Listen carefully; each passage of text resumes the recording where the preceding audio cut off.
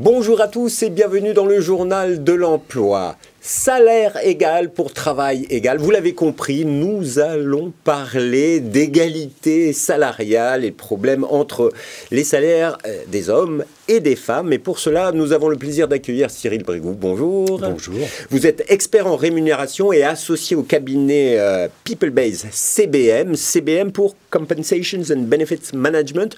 En deux mots, comment présenter le cabinet et sur quoi vous intervenez? Effectivement.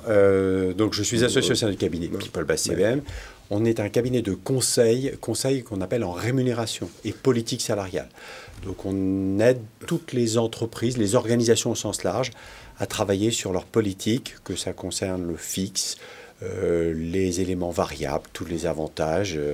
Et on met en place, on audite, on diagnostique, on optimise tous ces dispositifs. On existe depuis plus de 20 ans et on a eu la chance d'accompagner des centaines de sociétés, de groupes, de la PME jusqu'au groupe du CAC 40. Donc vous avez une belle vision d'ensemble sur les politiques salariales et sur ce thème récurrent sur l'égalité des salaires entre les hommes et les femmes. Alors on parle d'égalité salariale, on parle d'équité salariale. Quelle est la nuance qu'il faut expliquer à nos téléspectateurs ?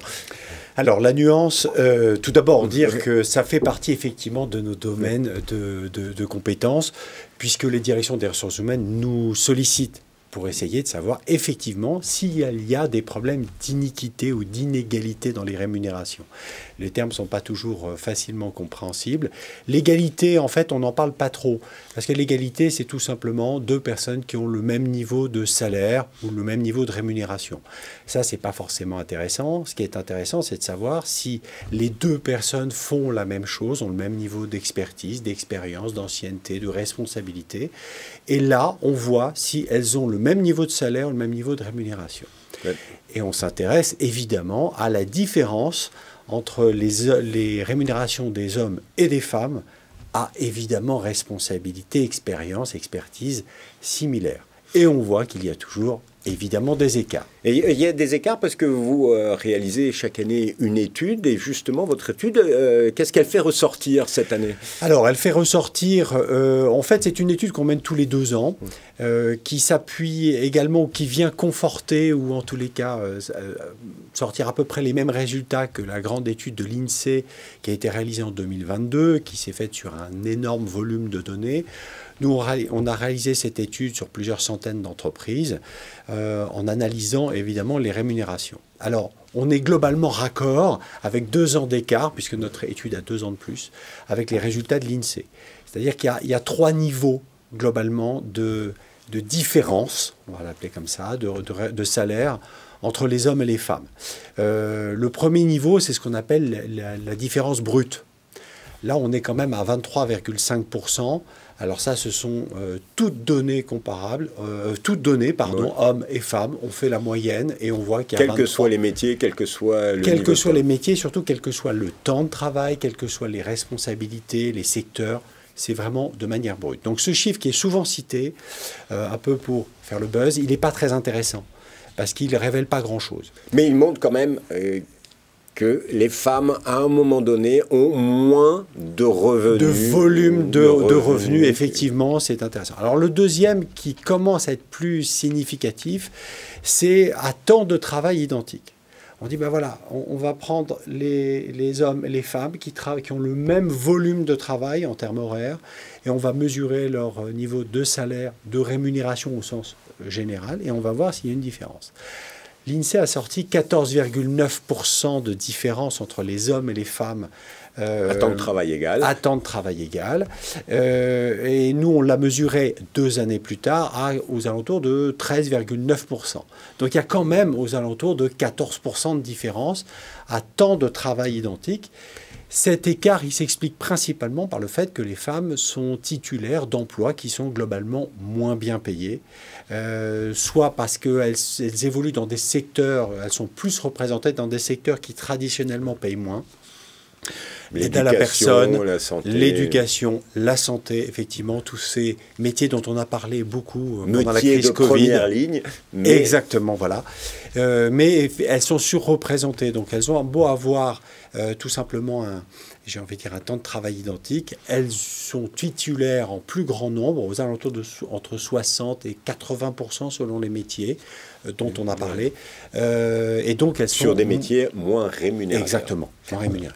Et par contre, alors quand on étudie poste par poste, travail égal sur un même type de poste, là, la différence est... Alors, l'INSEE a même mesuré 4% en 2022. Avec cette étude, on a mesuré 3,2%. 2 ans plus tard. Donc c'est plus rassurant. Alors, mais il y a quand même un écart. Mais il y a quand même un écart. Alors, cet écart, là, pour le coup, c'est un écart où on a dit, on prend toutes les personnes qui travaillent, qui ont le même emploi, avec le même nombre d'années d'expérience, la même expertise dans le métier, qui encadre un nombre similaire de personnes. Bref, des personnes extrêmement comparables. Et on va faire 2 groupes, les hommes, les femmes, et on va comparer. Et là, nous, on a mesuré 3,2%, l'INSEE avait mesuré 4%. Donc, il y a toujours, là, pour le coup, un écart parfaitement...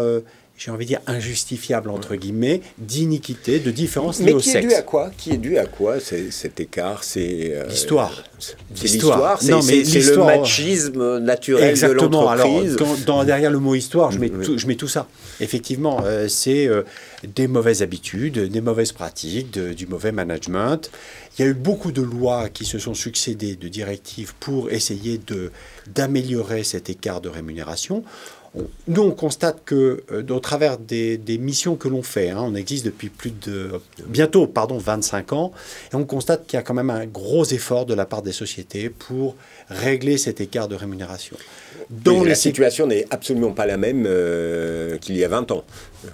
Rien à voir. Ça n'a rien à voir. Donc il y a eu un gros coup d'amélioration, on va dire. Mais néanmoins, mais quelles sont ces pistes d'amélioration? Qu'est-ce qu'il faut faire? Il faut identifier, faire des fiches de poste bien claires dans chaque entreprise. Quelles sont les solutions pour qu'il y ait plus 3 ou 4% selon l'étude, qui est plus c'est 14% aussi de différence. Alors il y a beaucoup de choses à faire.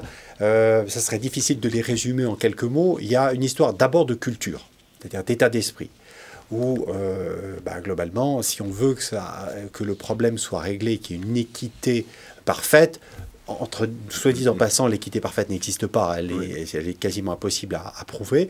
Mais ceci étant dit, oui, c'est un changement de culture dans certains métiers, l'accession à certains postes qui est plutôt, on va dire, accordé aux hommes, notamment dès qu'on monte dans la direction, dans certaines fonctions commerciales. Et évidemment, il y a toujours ces biais cognitifs, historiques, qui doivent être aménagés. Et ça va prendre du temps. La société va progressivement se transformer là-dessus. Et d'ailleurs, c'est le cas. Alors après, il y a des contraintes qui sont réglementaires, juridiques. La loi est assez déjà intéressante pour améliorer ça. Il y a quand même la nouvelle directive sur la transparence et l'égalité des rémunérations, qui est une directive européenne qui a été votée en mai 2023, mais qui n'a pas encore été transposée en droit français, mais ça va arriver très très bientôt, et qui va obliger quand même de manière très claire les entreprises à produire beaucoup d'informations. Et notamment... Et non donc seulement, là, on verra apparaître... Exactement, l'obligation d'avoir pour chaque recrutement des niveaux de rémunération qui sont très clairs, et surtout fournir à chaque collaborateur d'une société qui le demande toutes les statistiques de rémunération sur son poste, avec évidemment pas les données nominatives des autres, mais en tous les cas, la statistique, comment je me situe, moi en tant qu'homme, moi en tant que femme, par rapport aux autres. Et ça sera à l'entreprise de prouver surtout qu'elle ne discrimine pas. Donc il y a un retournement de la charge de la preuve qui va mettre la pression sur les entreprises. Voilà, parce que les entreprises sont extrêmement soucieuses de leur image de marque employeur. Évidemment. Mais alors, vous, en tant que cabinet, comment vous pouvez accompagner les entreprises sur ces questions-là et sur l'équité, on va dire? Oui, alors l'équité, ça passe, alors je vais faire un peu de jargon, mais ça passe d'abord par la mise en place de manière très, très précise ce qu'on appelle une pesée et une classification des emplois, des postes.